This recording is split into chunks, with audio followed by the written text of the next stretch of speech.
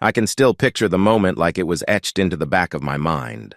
I was standing on what was supposed to be my front porch, staring at a woman who had firmly planted herself between my wife, Mia, and the doorway to our new home.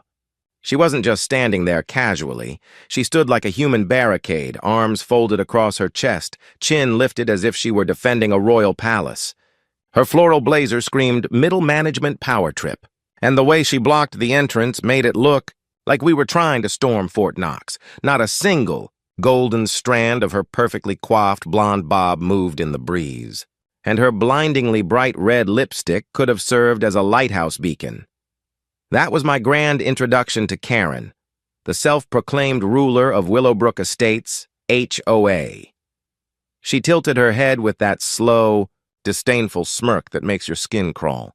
"I don't care what papers you think you have," she said, her tone so condescending it made the air feel heavier. "Nobody moves into this neighborhood without my personal approval, and I haven't approved you yet." Mia's fingers tightened around mine, our shared excitement instantly giving way to confusion. All down the street, curtains twitched and blinds shifted. Our new neighbors were getting front-row seats to the spectacle, and we hadn't even unpacked a single box yet. My name's Alex. 3 months before this moment, Mia and I had scraped together every cent we had to buy our first home in what we thought was a peaceful suburban dream neighborhood. We had done our homework, or at least we thought we had. Willowbrook Estates had good schools, low crime rates, and houses priced within reach. What we hadn't counted on was Karen Peaton, the HOA president who apparently thought she was running her own private regime.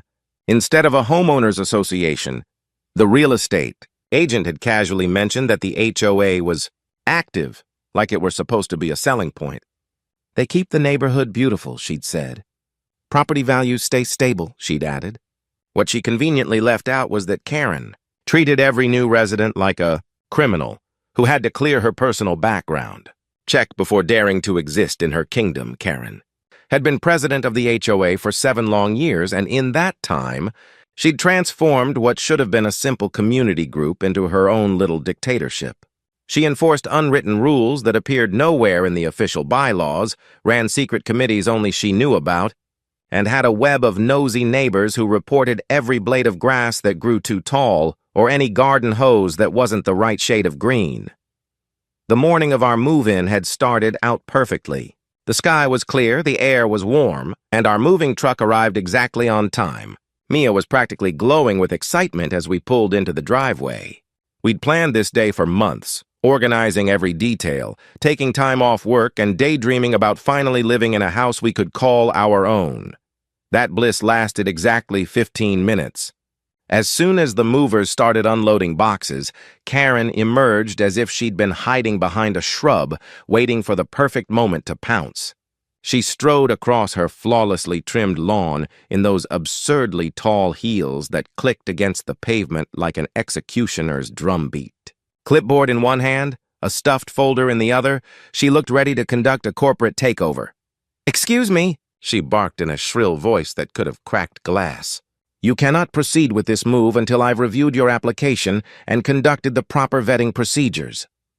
Tony, the head mover, a broad-shouldered guy who'd probably seen just about every kind of neighborhood crazy in his 2 decades on the job, froze mid-step. The look on his face said it all. What on earth is happening right now? Trying to stay calm, I walked over with what I hoped was a friendly, non-confrontational smile. Surely this was just a misunderstanding. "Hi, I'm Alex, and this is my wife, Mia," I said. "We closed on the house last Friday. I think there's been some confusion. We're the owners." "Now." I even pulled out the closing documents to prove it. Karen barely flicked her eyes at the papers before waving them away like a queen dismissing a peasant. "I don't care what some bank told you," she said with breathtaking arrogance. "This is my neighborhood, and I have procedures. You should have contacted me weeks ago. Since you didn't, you'll need to remove your belongings immediately and return after you've completed the proper paperwork." The movers looked at one another, still holding our furniture, caught between professionalism and disbelief. More neighbors began to gather, some trimming hedges that didn't need trimming, others watering plants that were clearly fine, everyone pretending not to watch while hanging on to every word. Mia stepped forward, the calmest person I know, but I could feel the storm building in her posture. "Ma'am, I think you're confused about how property ownership works," she said in that measured, polite voice she uses right before she loses patience. "We legally own this house. We don't need anyone's approval to live in our own home." Karen's face flushed into a shade that matched her eyeshadow, a mix of rage and disbelief. "How dare you speak to me like that?" she shrieked. "I am the president of this HOA, and I have the authority to keep undesirable elements from disrupting our community standards. You are not moving another item into that house until I say so." Then she did the unthinkable. She stepped in front of Tony and placed her hand on one of our boxes like she was about to physically stop the move. Tony shot me a look that said, "Buddy, is this real life or a prank show?" "Lady, I don't know what your deal is," Tony said, his patience hanging by a thread. "But these folks hired me to move their stuff, and that's exactly what I'm going to do. Whatever neighborhood drama this is, it can wait until after I'm finished." Karen's response. She whipped out her phone and started dialing like a sheriff in an old western. "I'm calling the police," she declared loudly enough for the whole block to hear.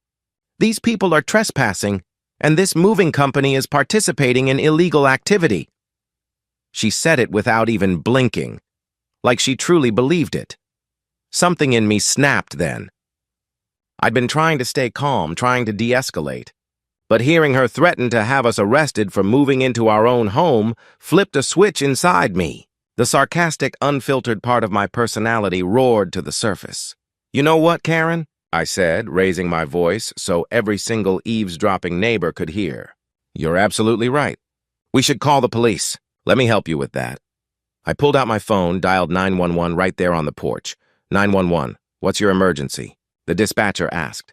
"Hi, I need to report harassment and illegal obstruction of private property," I said clearly, locking eyes with Karen.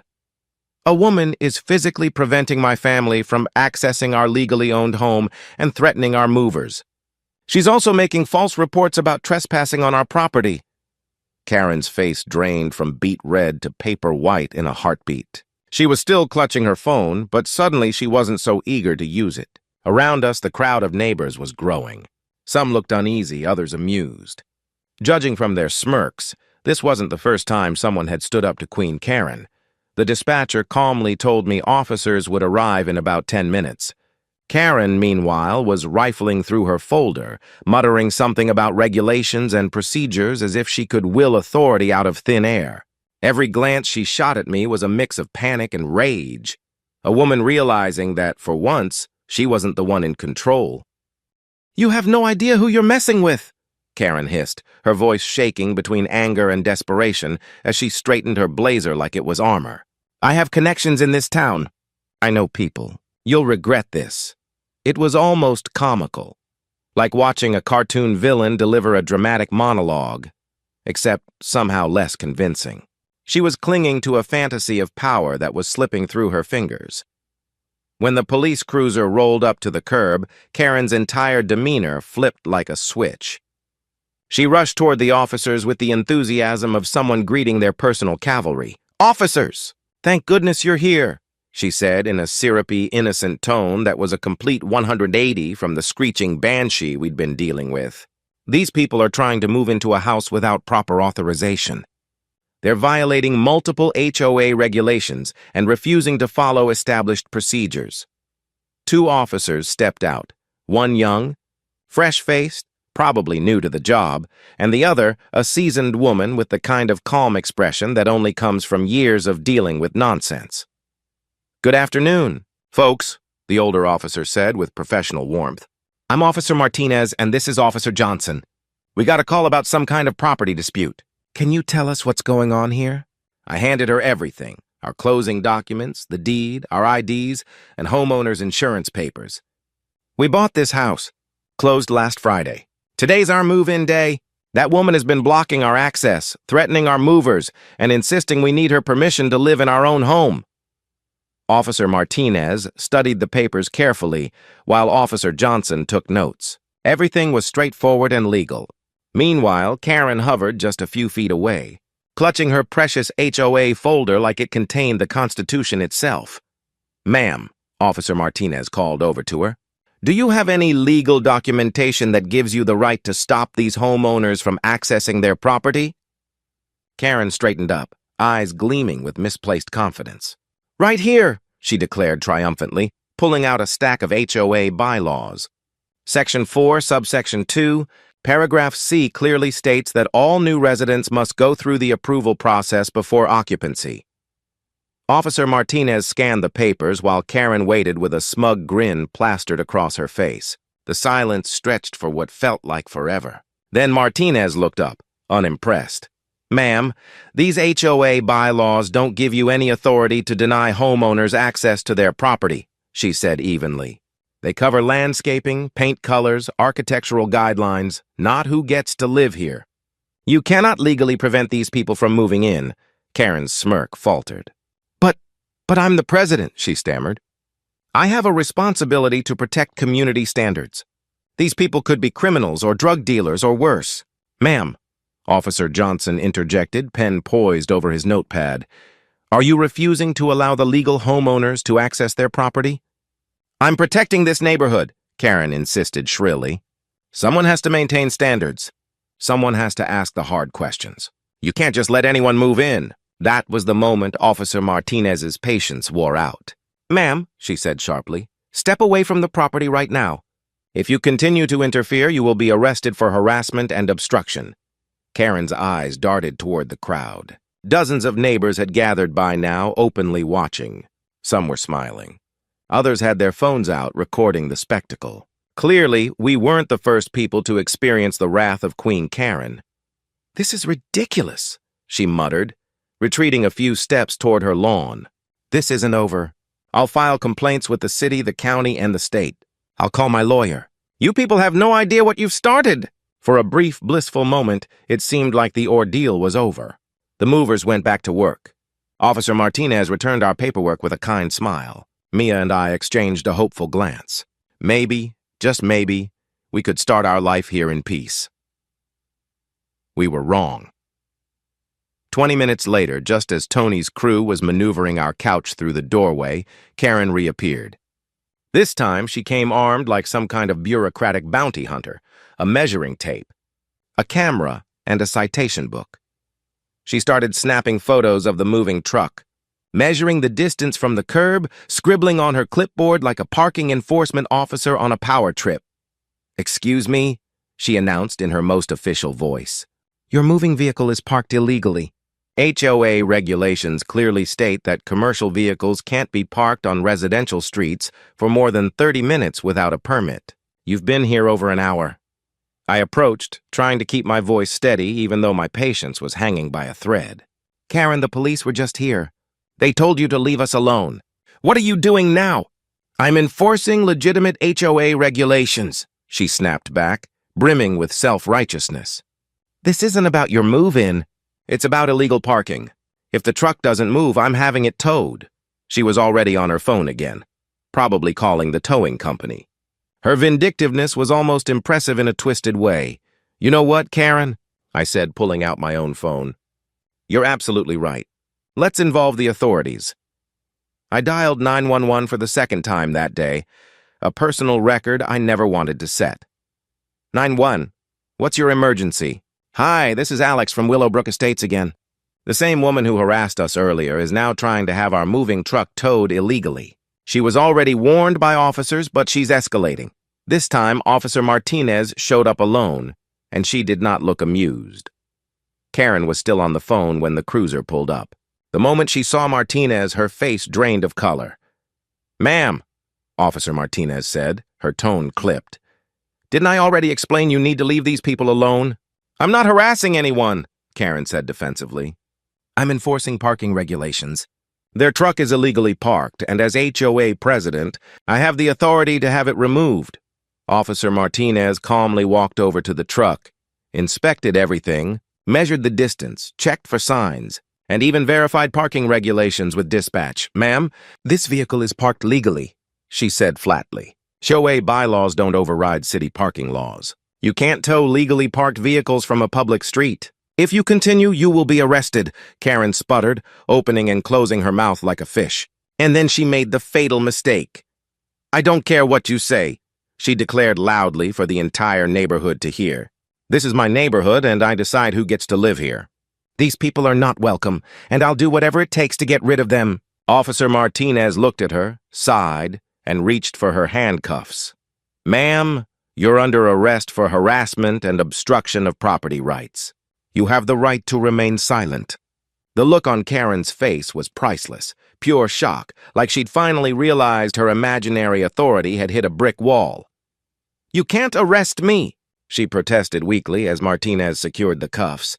"I'm the HOA president. I was protecting the neighborhood." "They're the ones breaking the law." "Being HOA president doesn't give you the right to harass people," Martinez said calmly as she led her toward the squad car. As the cruiser pulled away with Karen in the back seat, the crowd erupted in cheers. Tony and his crew finally had a clear path to finish our move. Mia and I stood in our new driveway, hands intertwined, as the last of our boxes disappeared inside. "Well," Mia said with a shaky laugh, "that was definitely not in any home-buying guide we read." Over the next few weeks, the fallout was glorious. Karen was hit with harassment charges that cost her over $3,000 in fines and legal fees. More importantly, the HOA held an emergency election. Karen was voted out 87-3. The new board wasted no time rewriting the bylaws to keep any future power-hungry president from tormenting new homeowners.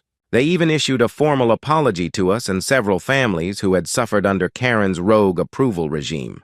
As for Karen, she screamed at the election meeting that the neighborhood would collapse without her leadership, that property values would plummet, and that everyone would regret it. Security escorted her out as she ranted about conspiracies and ungrateful neighbors. For the first time since moving in, Willowbrook Estates finally felt like home.